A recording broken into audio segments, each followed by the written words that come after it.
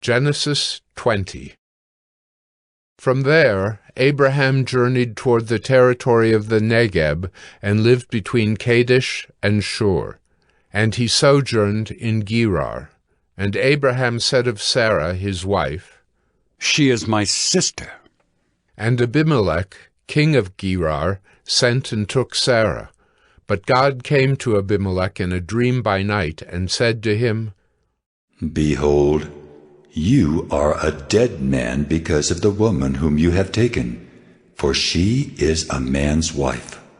Now Abimelech had not approached her, so he said, "Lord, will you kill an innocent people? Did he not himself say to me, 'She is my sister'? And she herself said, 'He is my brother'? In the integrity of my heart and the innocence of my hands I have done this." Then God said to him in the dream, "Yes, I know that you have done this in the integrity of your heart, and it was I who kept you from sinning against me. Therefore, I did not let you touch her.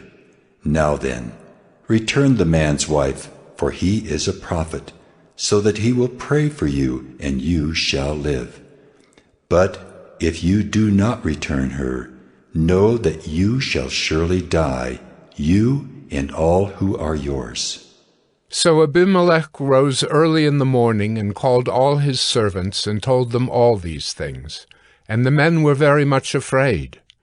Then Abimelech called Abraham and said to him, "What have you done to us? And how have I sinned against you, that you have brought on me and my kingdom a great sin? You have done to me things that ought not to be done." And Abimelech said to Abraham, "What did you see that you did this thing?" Abraham said, "I did it because I thought there is no fear of God at all in this place, and they will kill me because of my wife.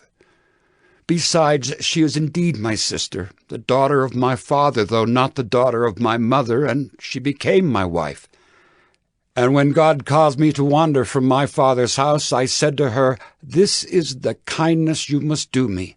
At every place to which we come, say of me, He is my brother.'" Then Abimelech took sheep and oxen and male servants and female servants and gave them to Abraham and returned Sarah his wife to him. And Abimelech said, "Behold, my land is before you. Dwell where it pleases you." To Sarah he said, "Behold, I have given your brother 1,000 pieces of silver. It is a sign of your innocence in the eyes of all who are with you, and before everyone you are vindicated." Then Abraham prayed to God, and God healed Abimelech, and also healed his wife and female slaves, so that they bore children. For the Lord had closed all the wombs of the house of Abimelech because of Sarah, Abraham's wife.